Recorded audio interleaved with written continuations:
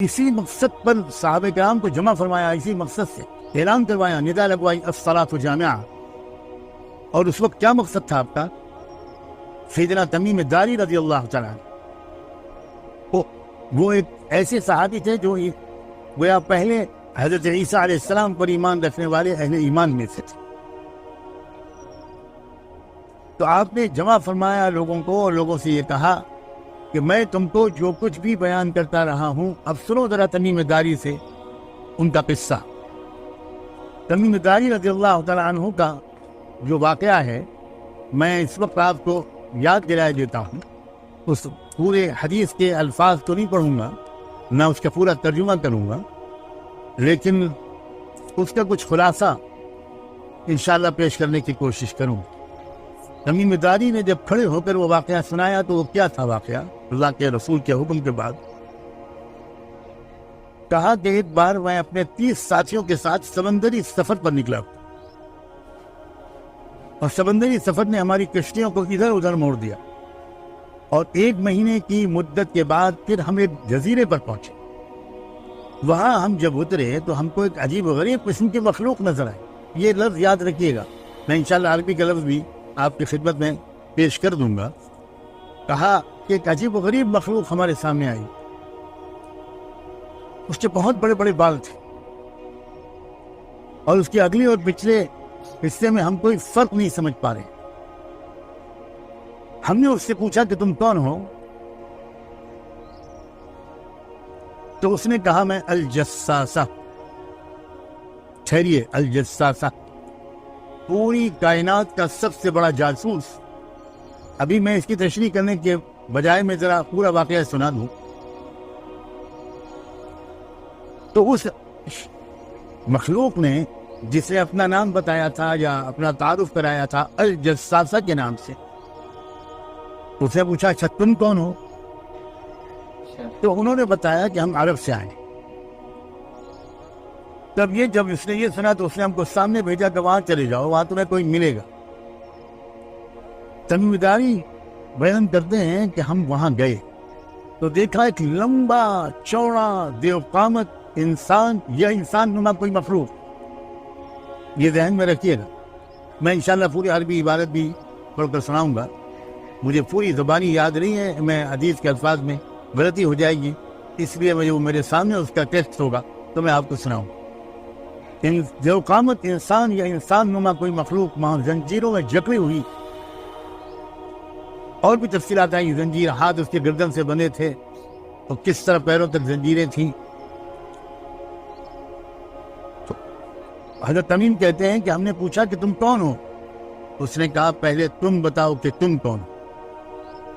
ہم نے کہا کہ ہم عرب سے آئے۔ اس نے کہا اچھا، ان پڑھ لوگوں کے علاقے سے، امیین کے علاقے سے؟ تو ہم نے جواب دیا ہاں۔ اس نے پوچھا کہ بتاؤ کہ ان ان پڑھ لوگوں کے پیغمبر کا کیا حال ہے؟ تو ہم نے جواب دیا، تمیم داری کہتے ہیں کہ ہم نے جواب دیا کہ وہ مکے سے ہجرت کر کے اب مدینے آ گئے، ان کی قوم نے انہیں بہت ستایا۔ تو پھر وہ بولا کہ اچھا یہ بتاؤ کہ بیسان کے باغ میں کھجوریں آ رہی ہیں؟ عجیب طرح کا سوال ہے۔ انہوں نے جواب دیا ہاں ہاں آ رہی ہیں۔ یہ باغ جو ہے یہ سیریا میں گولان کی پہاڑیوں کے نیچے ہے، اور یہ جگہ اس وقت گویا گولان کی پہاڑیاں اور اسرائیل کے قبضے میں ہے۔ وہاں کے بارے میں اس نے پوچھا۔ اب ذرا خوب دھیان سے سنیے گا کہ وہ کس علاقے کے بارے میں کس معلومات لے رہا ہے۔ پھر وہ کہنے لگا اچھا ٹھیک ہے، کچھ دن کے بعد یہ کھجوریں آنا بند ہو جائے۔ پھر اس نے دوسرا سوال کیا، اس نے کہا کہ یہ بتاؤ کہ زغر کے چشمے میں پانی ہے؟ تو میں نے جواب دیا کہ ہاں ہے۔ اس نے پوچھا اچھا بتاؤ کہ بحیرہ طبریہ کا کیا حال ہے؟ بحیرہ طبریہ کا کیا حال ہے؟ تو انہوں نے جواب دیا کہ ابھی تو ہے وہ۔ اس نے کہا کہ اس کا اس چشمے کا پانی بھی ختم ہو جائے گا۔ یہ سمجھ لیجیے کہ حضرت لوط علیہ السلام کی 2 بیٹیاں تھیں، ایک بیٹی کا نام تھا زغر، ایک بیٹی کا نام تھا طبریہ. تو یہ دو تالابوں کے نام زغر اور طبریہ یہ دونوں حضرت لوط علیہ السلام کی بیٹیوں کے نام پر رکھ دیے گئے. اس نے کہا کہ وہ پانی بھی بہت جلد خشک ہو جائے گا اور تب میری رہائی کا وقت آئے تب میری رہائی کا وقت آئے گا اور میں باہر نکلوں گا. اور پھر اس نے تمیم داری کے سوال کا جواب دیتے ہوئے کہا کہ میں المسیح الدجال ہوں. اس کی زیادہ تشریح تو میں اس وقت نہیں کروں گا. میں کہنا ہی اصل موضوع پر میں ابھی واپس آؤں گا. اتنا میں کہہ دوں کہ دجال کے جتنے بھی خیالات تھے وہ صہیونیت کا جو اس وقت مرکز ہے فلسطین اور اسرائیل اسی علاقے کے بارے میں تھے، اور ان سوالات اور اس علاقے سے اس کے تعلق میں سمجھداروں کے لیے بہت کافی اشارے موجود ہیں. ایک بات اور ثابت ہوتی ہے کہ دجال تو بہت پہلے سے موجود ہے، ہند نبوت میں بھی موجود تھا، رہا نہیں ہوا تھا. ایک وقت آئے گا کہ وہ رہا ہوگا. کب رہا ہوگا، اس کی کیا علامات ہیں، یہ میں انشاءاللہ بعد میں بیان کروں گا.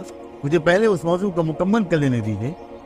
اس تمیم داری کے اس مشاہدے کو اس اہتمام کے ساتھ اللہ کے رسول نے صحابہ کو جمع کر کے جو سنوایا اور بیان کروایا، اس بات کی دلیل ہے کہ علامات قیامت اور بالخصوص دجال کے بارے میں تفصیلی علم ممکن حد تک حاصل کرنے کی امت کو ضرورت امت میں طلب ہونی چاہیے اور کوشش ہونی چاہیے.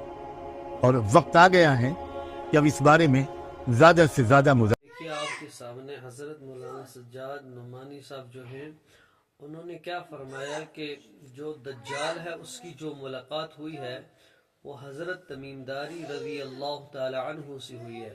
کیونکہ حضرت نے فرمایا جب وہ ایک جزیرے کے اندر پہنچے اور جب انہوں نے دیکھا کہ ایک انسان یہ انسان جیسا ایک انسان ہی کی خوبہو ایک شکل جیسا اختیار کیے ہوئے جو بہت بڑا ہے اور زنجیروں کے اندر جکڑا ہوا ہے، اور اس نے حضرت تمیم داری سے پوچھا کہ آپ ان پڑھ لوگوں کے جو نبی ہیں ان کا کیا حال ہے. یعنی اس نے حضور اکرم صلی اللہ علیہ وسلم کے بارے میں پوچھا.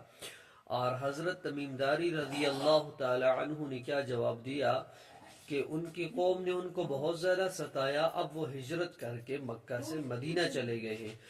تو حضرت کا جو بیان ہے آپ نے سنا، اور حضرت کا کہنے کا مطلب تھا کہ دجال نے بہت سارے سوالات کیے اور بہت خطرناک سوال تھے، اور حضرت نے بتایا بھی آپ کو. اور اس ویڈیو کے اندر بتانے کا مقصد یہ ہے آپ کو کہ حضرت نے بتا دیا کہ جو دجال ہے اس کی جو ملاقات ہوئی ہے وہ حضرت تمیم داری رضی اللہ تعالی عنہ سے ہوئی ہے.